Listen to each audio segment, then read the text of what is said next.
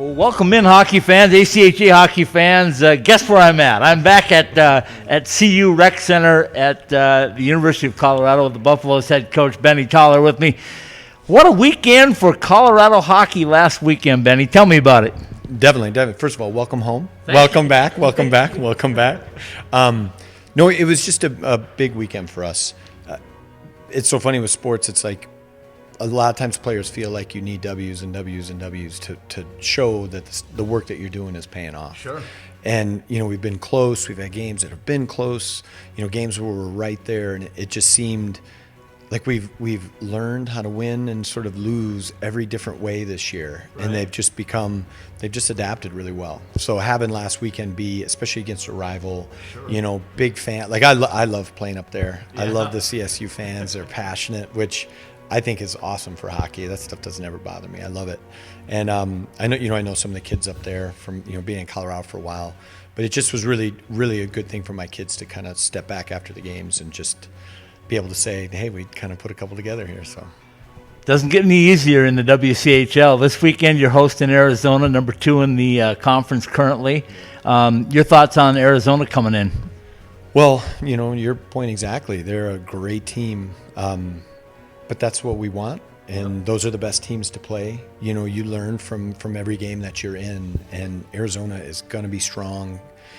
We already know that. That's not even a thing we don't consider. So for us, like we said, iron sharpens iron. So if we want to get better, if we want to be in that talk of being a better team in our conference, like you have to play the best teams, and you have to have success against the best teams. So, we're doing all the preparation we can. We'll be ready to go. You guys are kind of the epitome of what I said this year with the WCHL. I said top to bottom, by the end of the season, it's going to be the strongest conference in all of ACHA D1 hockey. You're down at the bottom right now, but you're certainly climbing, and I don't want to play you in February. Well, that's a great reputation to have, I guess. Planning out a season and coaching, there's just so much. Yeah. You think about the stuff. It's like your golf game. You start thinking of how you can make it lower. If I only do this on the next one, like you can't. You got to stay in the moment of preparation now. Like the end of the year takes care of itself now.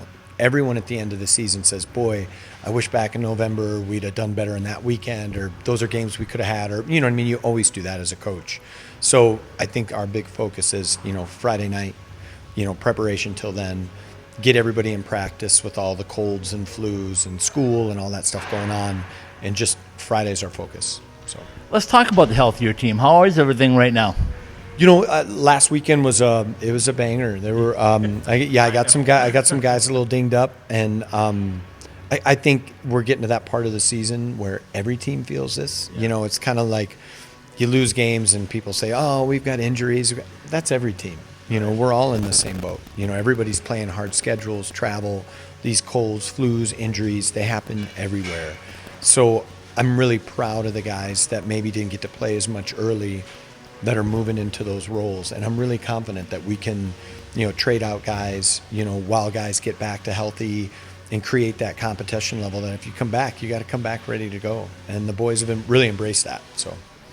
Okay, so we finally got the computer rankings, got rid of the coaches stuff, and nothing against the coaches. They know everything. We're not biased or anything. We're not biased at all. But the computers are out there now. Just your thoughts on what you're seeing the strength around the ACHA and just how good the teams are right now. I'm surprised weekly by teams that we play and ability that I see, and it's such a fun conference to be a part of. And like we've talked about, the ebbs and flows of things, like you have a good month, things look this way. You don't have a good month, things don't seem the same. I don't see a team that we play, and I've heard in the past before I came here, there'd be really good teams in the conference and teams that weren't as good. Yeah. Every team we play, first to last can upset first, like every night. And I think that shows how much better the league is growing and how much other teams are getting better and better. So I love to see what I see. I love to see that it's growing. You talked a little bit about the fans up at CSU last weekend, and it's got to be really great as a coach and for your players to have that fan support, good or bad, either against you or for you, because it motivates a little bit, right? I talked to some players last week at the NCAA level, and they said, it was really hard to play in front of cardboard. That's a huge thing for the season with COVID that a lot of teams went through. You do get a lot of juice from the crowd. I think that's a really common thing to have because, it's what I love about college too, is there's so much pride.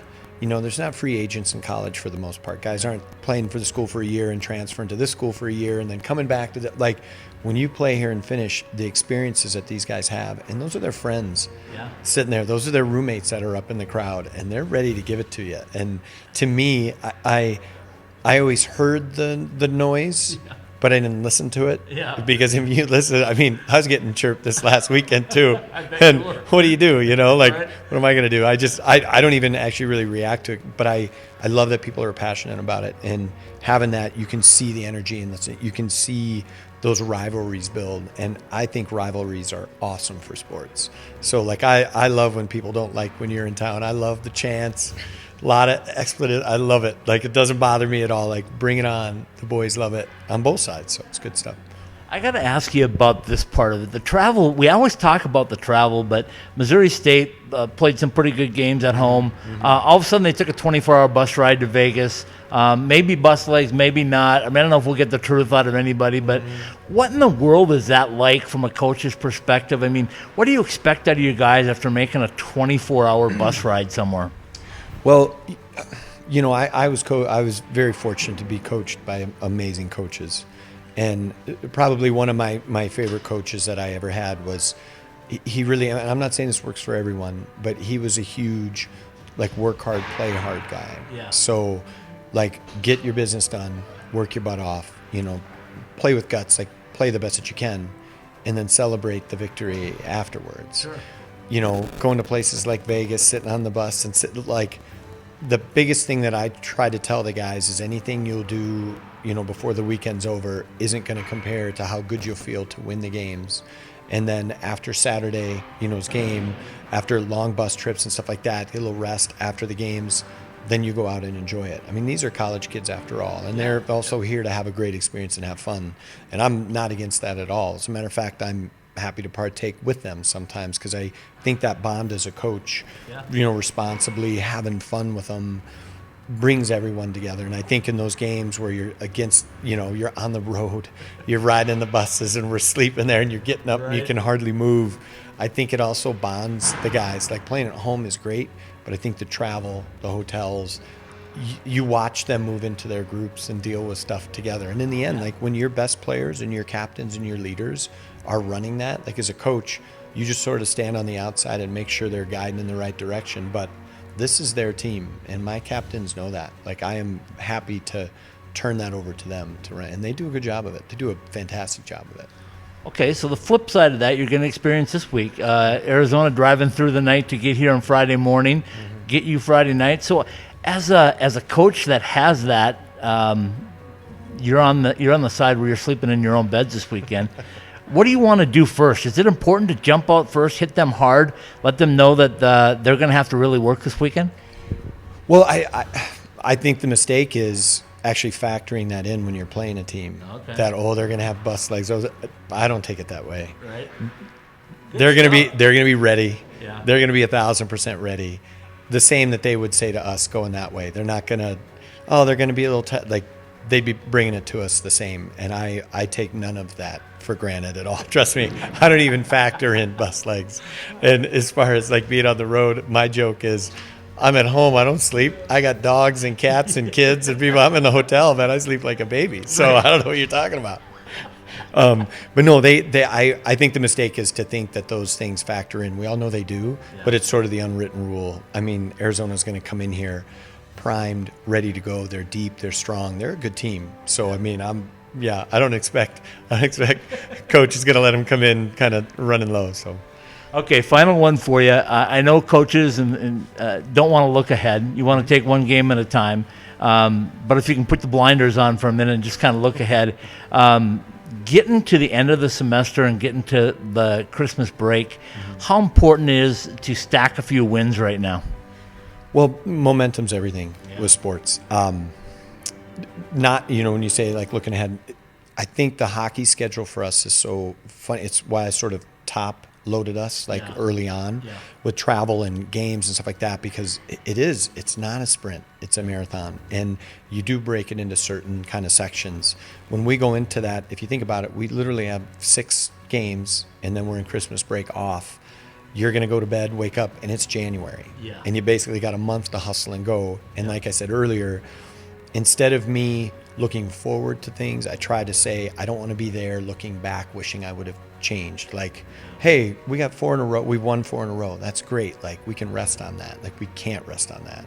So, you know what I'm saying? Like, I think so I'm kind of taking, like, let's get into Thanksgiving break. So we got 4 games before. So 2 weekends. It's like, let's buckle down, get through to then, and we'll look back and assess and pat each other on the back later. You know what I mean? And fix from there. So I just know that hockey season, as long as it is, August through March, it's a blink of an eye, and it's off season and we're golfing, so it's like we got to kind of stick to that. So my message, which they've seemed to respond to really well, is like, hey, few games going up to Thanksgiving, let's focus on each one of these and then look back and pat ourselves on the back. Okay, I've been on the road for 5 weeks. They tell me that Colorado, the latest that they've ever gotten snow is the November 21st. Am I going to make it? Am I going to make it to the 22nd before I'm going to start to? I saw some flurries today coming in from Blackhawk, but am I going to make it?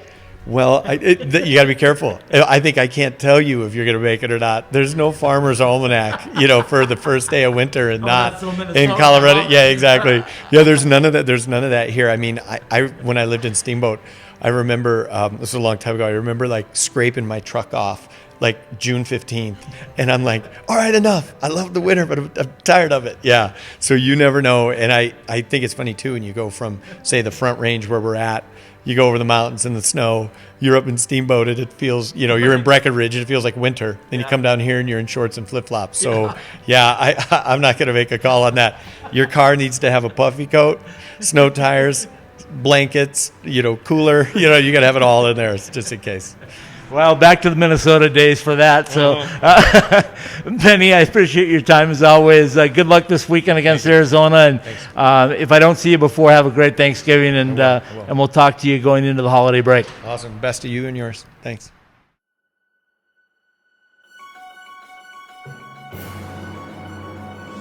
Well, welcome into another WCHL ACHA Game of the Week. We're in Boulder, Colorado, but I've got a Wildcat with me, Anthony Cusanelli. Gosh, I was just telling you off camera, we haven't done this in a long time, so welcome back in. Yeah, it's been too long. It's good to see you.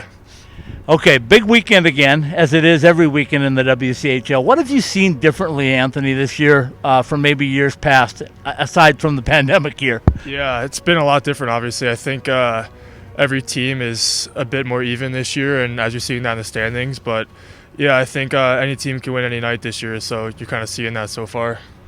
I said that I think by the end of the season, the WCHL will be the best conference top to bottom in the ACHA D1. You've seen a lot of ACHA teams. Your thoughts?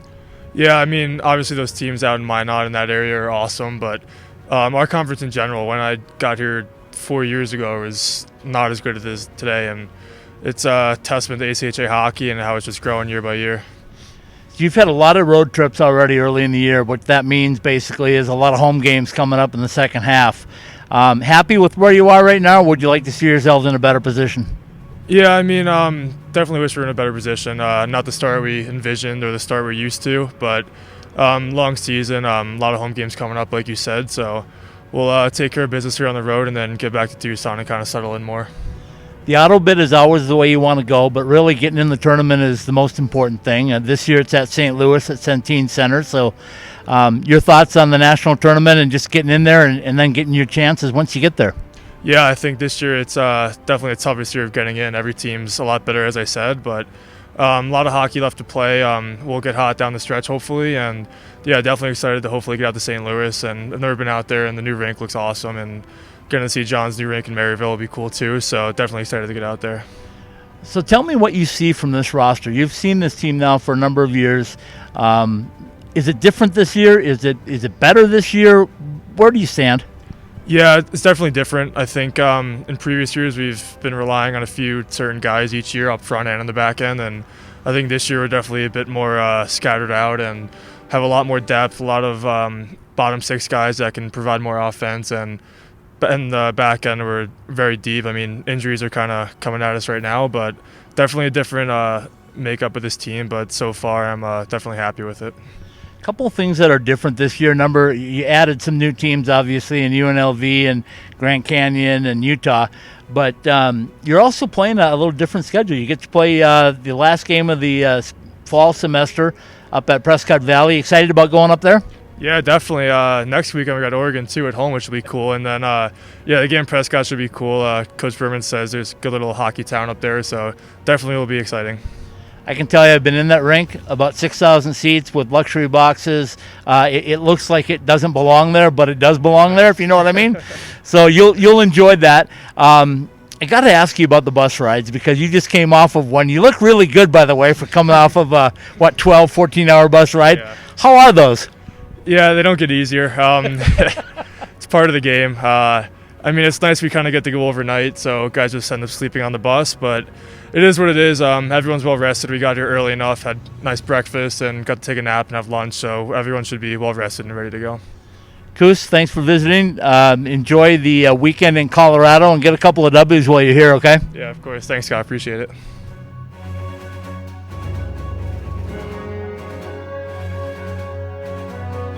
Welcome in, hockey fans. It's a beautiful 50-degree day in Boulder, Colorado. I got the head coach from the University of Arizona.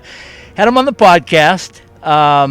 Big news coming up in just a couple of weeks. We can't talk about it yet, but I promise you folks, it's huge. It's massive. Coach, let's start right there. How big of an announcement is this? And I'm not taking anything away from Jeremy Goltz on Saturday night, but that Friday night, December 3rd, or Friday afternoon, December 3rd, how big is that?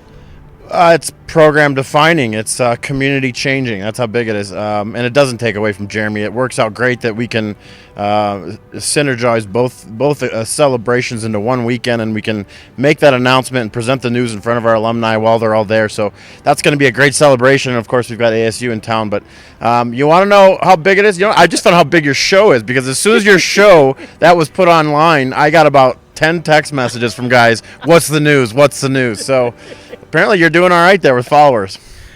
I heard from somebody, the new head coach in Alaska asked me what it was, and I said, I can't tell you. Yeah. Watch December 3rd. So it's a big deal. Alaska's happy to be coming back. A lot of the NCAA teams, Robert Morris, you know a lot about, trying to make a comeback. But the ACHA is strong, and it's healthy. And coming off a COVID year, we thought we were going to lose teams. You stayed really strong. What was the key to that? Well, I think Coos touched on it a bit. There's a lot of parallel in this league. I mean, everybody's motivated, trying to get better. We're the defending champs, so everybody gets up for us, and that's part of the deal when you win it. It's the way it should be, and it's a good thing. It makes us a better team. But you look around. There's starting to be a lot of stability in coaching staffs, and I think that matters across these programs. And they're very good coaches. There's a lot of good coaches in our conference alone. There's different chess matches going on per different opponent. That's fun. That's a good thing. That means guys are investing in their programs, and that matters. Not only, we care that other teams do this because, the reputation of the ACHA reflects on us as well. So we want to be a professional organization. We want others to do it. We want others to recruit. We want others to keep pushing. And I'm, as I told you 100 times, I'm a big believer that a rising tide raises all ships. And I think, when you see teams have success, you want to have success. And right now, we're the ones looking at Most State and UCO and saying we want that success. So and that's motivating. That's a good thing. When you look at the WCHL, you added 3 teams. You added them a year ago, and then pandemic took them away, basically. Now you're having a chance to see these teams. Grand Canyon pretty well. They've played you a number of years and played you tough. Utah's pretty strong. And UNLV, of course, we know their strengths. So is that a good thing for the WCHL to have 3 more strong competitors? No, I think it's a great thing. Coach Feeney's done a great job at Utah. He was the first one we played this year, and it was good to see another guy who wanted a chess match. And in fact, I felt like he outdueled me a bit, and it bothered me. And so we were ready for him the next time they came to our building for sure. Grand Canyon, they're getting better every year. There's a lot of skill they added up front. It seems like they had a bit of a slow start. Now things are kind of clicking for them, but I was never worried about Grand Canyon. I knew that would be a team that came along, and anytime you've got an in-state rival, those games are going to be tougher than against others. And then UNLV, everybody knows that's a powerhouse program. They're one of the better recruiting teams out west. They do a lot of great things, great atmosphere. It's good for our guys. They like to play there. It's a fun environment to play in. But when you add these things, it's not fun when it's the same team that wins every year, unless it's us. That's fun. But I mean, you want an environment where it's like, everything starts over and who's going to win it and who's willing to make the sacrifices and to do the things others aren't. Who's going to capitalize? Who's going to handle travel like we are now? We got to go to them. They got to come to us. And so the more competitive, the more fun it is, and I'm sure that's going to continue to grow. I asked Coach Tollar a couple of days ago, and I had a chance to visit with him. I said, when you're playing at home and you get a team like Arizona coming in and they're coming off of a long bus ride, is there anything you want to do differently, jump on them early? He goes, no, I just want to forget about it and pretend that we're all even. Well, likewise. I mean, that Benny's got them playing good hockey. They're coming off a really hot weekend against Colorado State when they put up a lot of goals, and could be more. Again, that's another good coach in our league. Just the turnaround he's made from last season, which was now, I guess, a year and a half, 2 years ago, I don't even know. The turnaround from then to now, I'm very impressed with the direction that they're heading in, and that's another great thing for our conference, for the ACHA, and it's a good name brand. Colorado's a great university. We want those kinds of schools to have success and to be good, because it makes us all better. It makes our strength of schedule better. Often we talk about comparing conferences. What makes this conference special to me compared to other conferences is you've got a lot of big name schools, the UNLVs, the ASUs, the U of A, Colorado, there's a lot of Oklahoma. There's great school names, and so when those names also are putting in the work and playing at a top 10, top 15 level, that just makes the league in general more exciting, so it's good for everybody.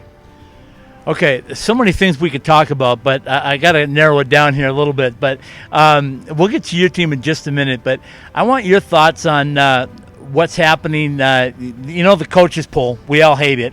Not taking anything away from a coach who votes. I stopped voting. But once the computers take over, comfortable with that? I mean, you have to be, but are you comfortable with what you're seeing in that? Or because me as a media guy, Coach, when I look at it, I still struggle with how certain teams get certain spots. I think you have to understand what it is. So I like the computer data so everybody can stop whining about what somebody else is saying. This is the system, and this is what we live by. Early in the season, you got to understand these things are going to flip-flop quick and a lot. There's going to be up and down bouncing. There's just not enough data accumulated, which is why they wait this long to post it. Right. And so you're still in the early stages. I don't personally, other than marketing, I don't care about our ranking until February. Yeah. Because to me, it's like, if you want to move up, win hockey games. And that's what we're here in Colorado to do. Hopefully to get a win tonight, and hopefully we put ourselves in a position to go for a sweep tomorrow. But for me to sit here and be like, oh, we should be a top 10, we haven't done enough to deserve that. We've dropped some games we shouldn't. We haven't put teams away we shouldn't. And that doesn't mean we won't. It just means we've got a lot of growth ahead of us. And so, to me, I'd rather focus on the solution than the problem. And this team right now, our team, to me, is just a bit of an unblossomed flower that's got a ton of room to grow, and we're starting to see some traction, some things happening. But if we want to move up, you win hockey games. And I'm excited to say you got 4 games against Minot, 2 UNLV, 4 against ASU. There's a lot of opportunity for us to move up. So at the end of the day, if we want to move up, we control that destiny. Let's talk about that team for a little bit. I know you worked hard through the pandemic to make sure you could maintain the roster that you wanted to have, but compare this roster, if you can, to the last time you were on the ice a couple of years ago. Well, let's get the the elephant out of the room. Bailey Marshall's not here anymore. I get it. I hear it from everybody I visit. Everybody wants to talk about Bailey. We love Bailey. She's still around the program, but that doesn't make us worse. It just makes us different. So, yeah, what we have is a little more of a balanced attack. I think we have some guys. It's what's strangest for me about this recruiting process is usually you can recruit a class, learn what you have, and then what you ultimately want to do is you want to add the pieces around that class to follow up the next year. Well, what's interesting this year is we don't know what last year's class was about until now, and so you jam two classes in there. And so we're younger. There's a lot to learn. I think you can see it in our penalty kill. It's got a ways to grow. That's been a staple of our program, and it's mediocre at best right now, but it's going to come. We've got the players. We'll put in the work. But just little things like that. I think the combination of the 600-plus days off, a lot of new guys, a lot of new faces. 600. It's a lot. That's stumbling. Yeah. I just stumble over it every time I think about it. It's a lot, and you look at the teams who did play last year, they're having a little more success early. Will that change? Is that valid? I don't know.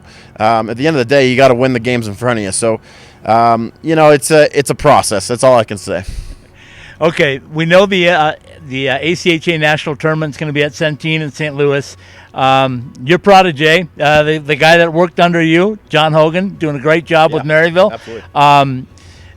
Are you surprised at all that Johnny's got that group going the way they are already? No. I say this about some of my players, too, when we recruit. There's an undefeated component to attention to detail and hard work. There's no replacement for it. And so when you find a guy who's passionate about what he does and is going to put in the extra work, it's just a matter of time. Might have come a little quicker than I thought, but kudos to him. That means his group's buying in. I think he's only scratching the surface there, and it's going to continue to grow. But, I talk to him probably more than anybody, and we're talking multiple times a week, and I'm leaning on him now. Hey, what do you think? Well, what's going on? It's good to have somebody to pick your brain with, because you can go crazy, especially without an assistant coach. Getting lost in your own thoughts or comfort zones. I want to be challenged in those things. I don't want to be stuck in what I see, because it's too easy to do that. And so it's nice to have somebody like that, a good friend who I can lean on and call, and hopefully I help him too. But his team's playing well. They've beaten some quality opponents. They're on their way. I dread the day that someday I fear we'll meet in the national tournament, and I know where he lives. So. I love it. I love it. Hockey is the greatest sport ever. Yeah. Coach, thanks for spending some time with me up here in beautiful Colorado, and go out and get a couple W's, okay? We'll see what we can do. Thank you. Thanks for having me.